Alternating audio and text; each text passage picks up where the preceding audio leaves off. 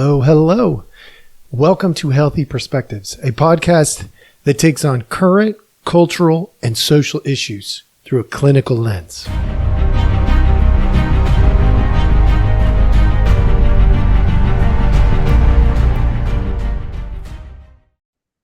Hello, hello. All right. Welcome back. For those of you who are rejoining us, for those of you who are brand new, thanks for taking the time. We know that the internet out there has a plethora of options. We are glad you are choosing us.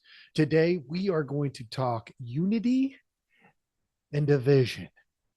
And we are going to make this a practical application kind of episode because there is just so much stuff going on in the world. The noise is so incredibly loud and dysfunctional.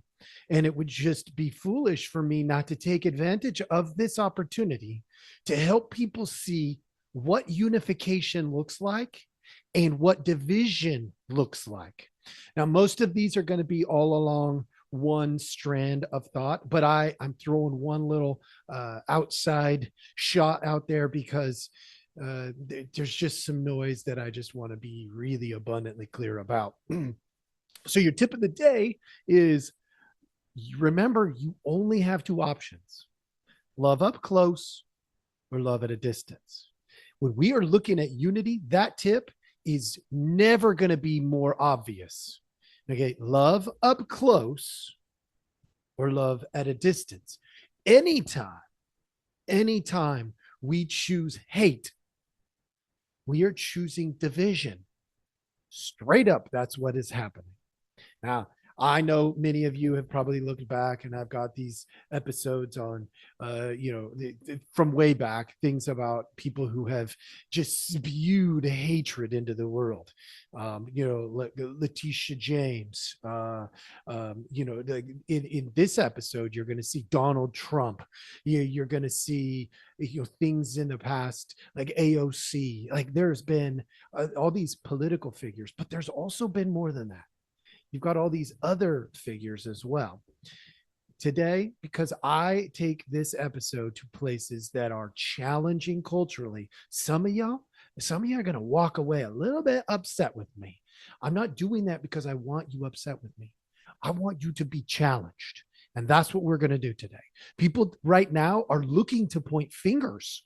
They're looking to blame others, define others however you decide. But as soon as you do that, you're dividing us up. Okay. Today, I'm going to show you exactly what blame looks like. I'm going to show you exactly what hatred looks like. I'm going to show you exactly what unification and love looks like on a public forum. Okay. Let's be really abundantly clear from a psychological, sociological, cultural lens. Unifying people is extremely difficult.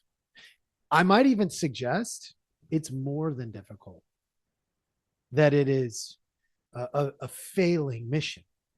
No matter whether you are a pastor trying to unify your church, a principal of a school trying to unify your staff, a teacher trying to unify a classroom, a coach trying to unify a team, it is a failing mission. You cannot unify perfectly.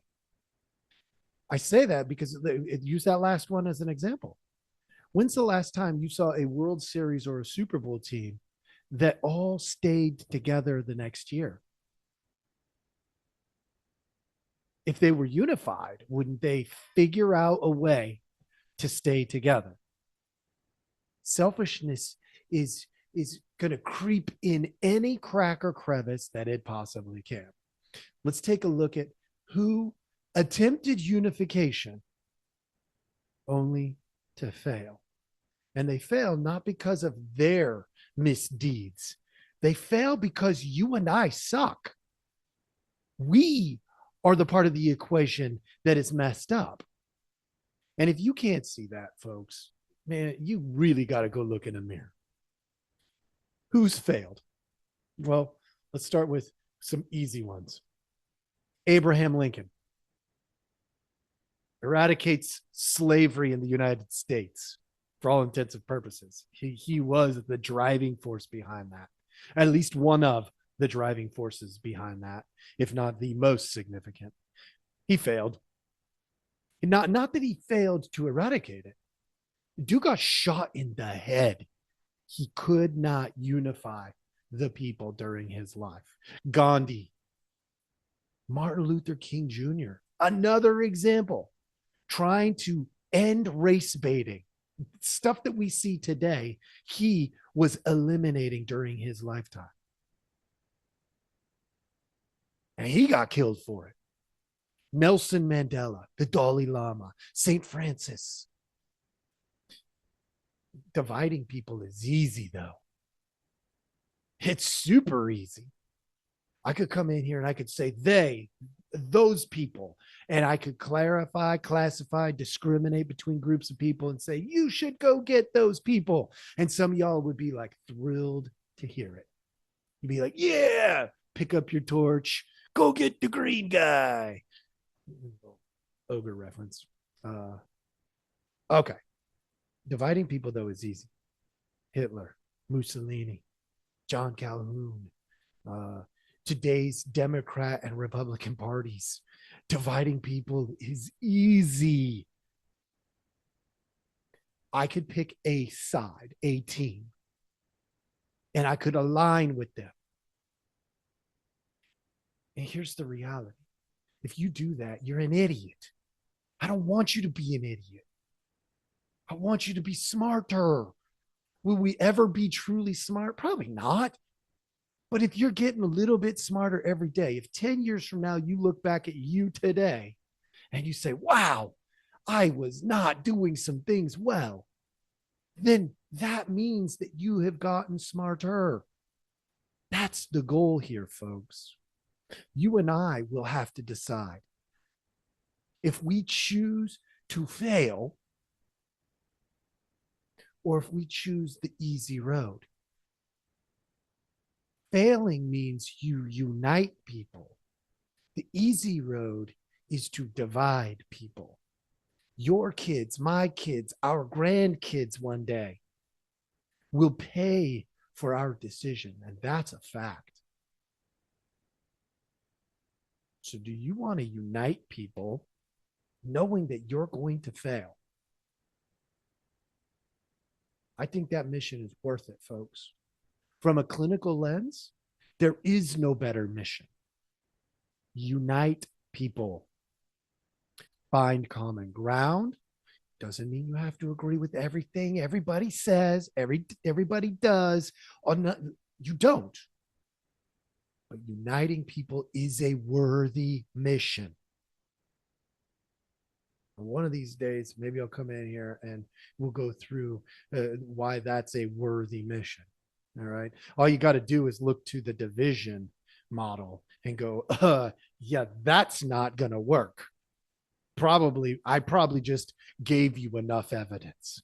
Think of these names: Hitler, Mussolini, Calhoun, the Democrats and Republicans of 2025. Folks, we can do better. I'm going to give you some examples today. Some examples of people who currently are uniting and currently dividing. For those of you who are following along on Rumble or YouTube, you are going to get to see this. For those of you who are not, I apologize to you because hopefully you'll be able to hear it, but I don't know that you will be able to see it. So what we're going to do, well, clearly you won't be able to see it because you're just listening.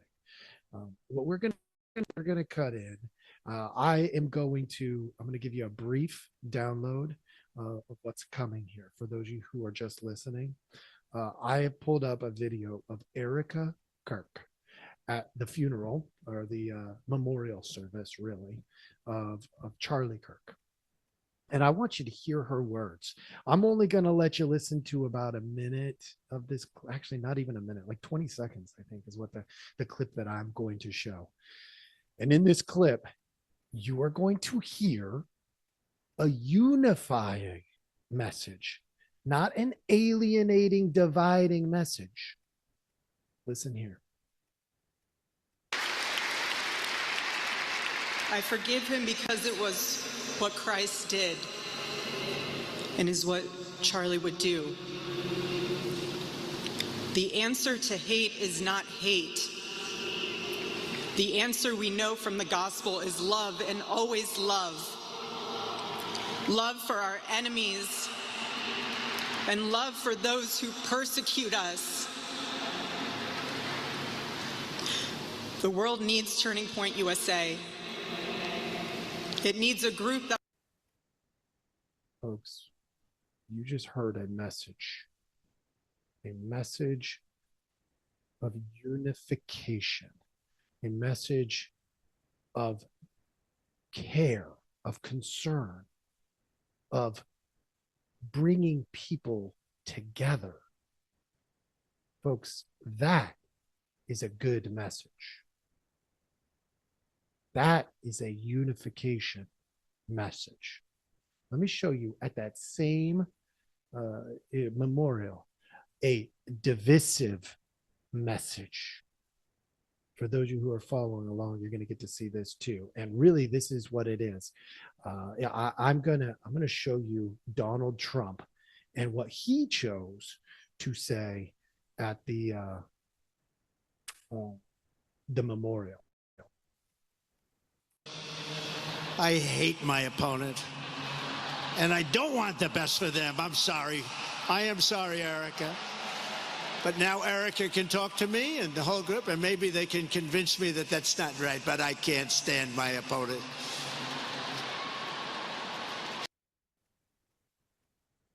Folks, that's division. Clear as day. That is division. That is not unification. That is division. I'm going to show you another one, talking not at the memorial, but who is clearly creating a unifying message, one that we should all be paying attention to. This person, this is Van Jones. Van Jones got a message apparently from Charlie Kirk before Charlie Kirk passed away, was shot, murdered. Listen to this. Hey guys, I've decided I'm going to do something. I'm going to share something personal that I wasn't sure I was going to share. But I think it's important. Charlie Kirk and I were not friends at all. In fact, the last week of his life, we were beefing hard, beefing online, beefing on air. But the day before he died, he did something that shocked me. He sent me a personal message, calling for personal dialogue, wanted me to come on his show. He said we could be gentlemen together. He said we could deal with our disagreements agreeably. And in the past week and a half, just watching people talk about civil wars and censorship and all this stuff coming out of his death, I just thought it was important to let people know, don't put that on Charlie Kirk, because the last day of his life, he was reaching out to have not more censorship, more conversation, more dialogue with somebody who honestly was one of his adversaries, me. And I just want to share that with the world. And I hope that maybe it might help somebody on both sides deal with issues more like he did. Hey guys, Folks, that is a message to unify. To unify. That was his goal there. It's not that difficult to see how this stuff plays out. If you want to see clearly who's unifying and who's dividing, all you gotta do is look for love and look for hate. When we talk about, I've talked about in other podcasts, race baiting. Race baiting is hate. It's dumb. It's a way of getting clicks, getting selfish needs, wants, desires met. I want to incite emotion. I want to whatever. You do, you know, like you look at that stuff and you see love or you see hate. One of these methods is much better than the other, folks. And it's not hard to tell which one. I got a couple more things I'm going to show you that are current.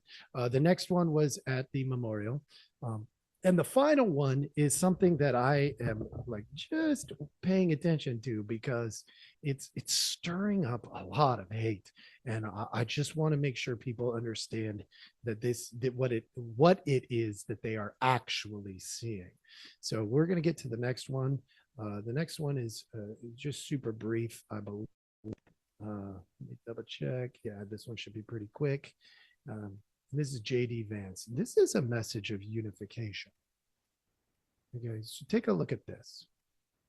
He stood for a tradition that Socrates established 2,500 years ago to question, to search, and to teach.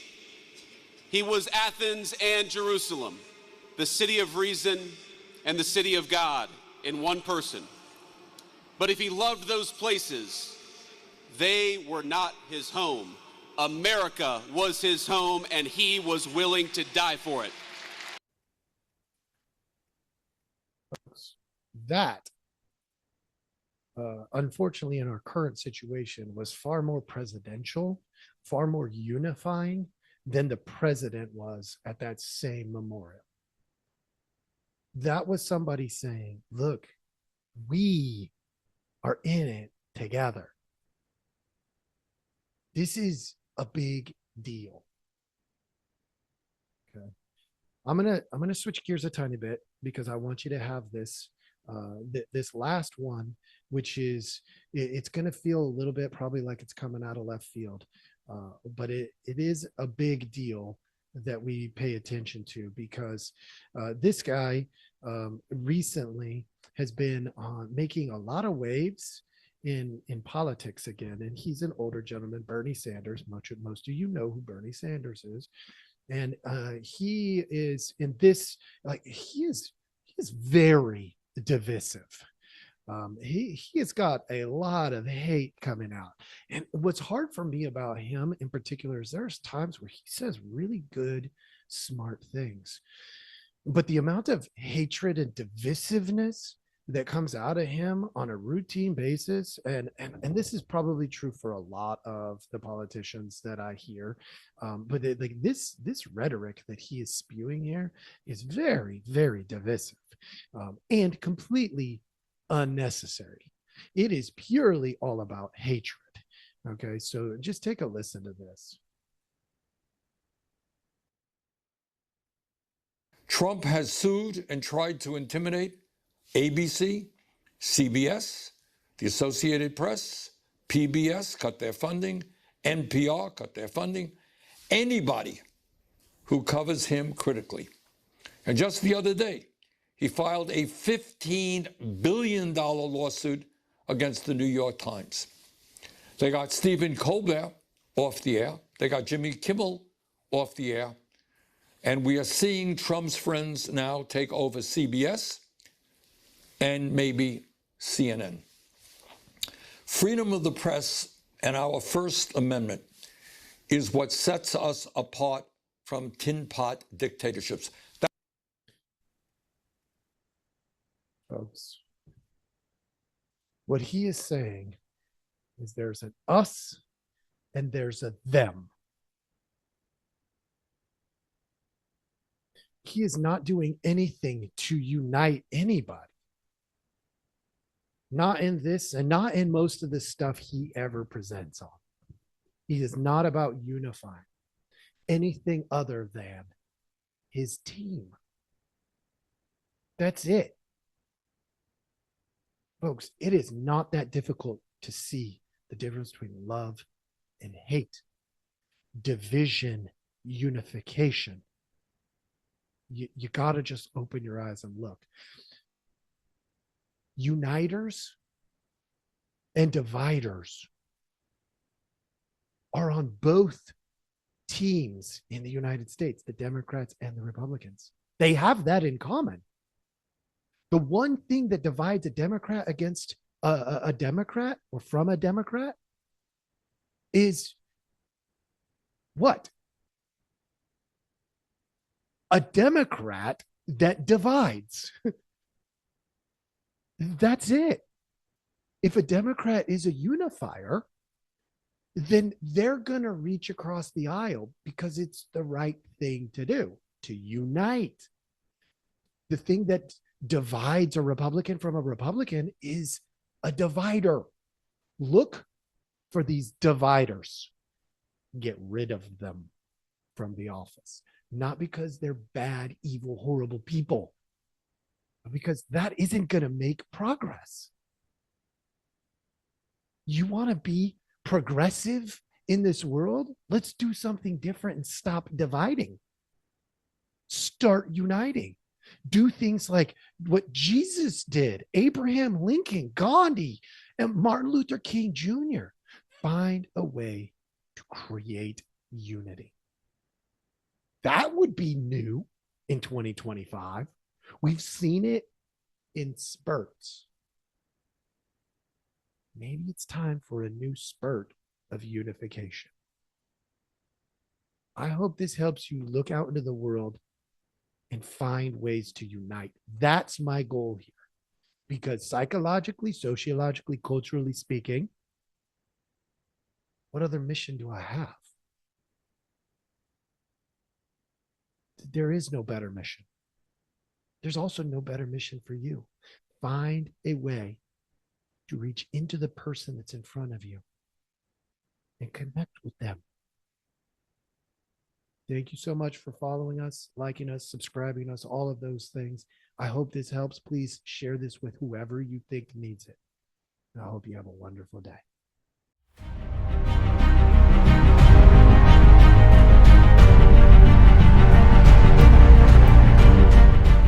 Hey, everybody. Thanks for listening. We appreciate our audience a lot, so we give you some simple ways to track us down. Please like, subscribe, and follow all the podcasts on different platforms, but you can also email us at healthyperspectives@protonmail.com, or you can check out our website at healthy-perspectives.com/podcast. It's a backward slash. So if you want to go to our landing page, if you go to healthy-perspectives.com, you'll still find us. You just got to click on the podcast button. Thank you so much.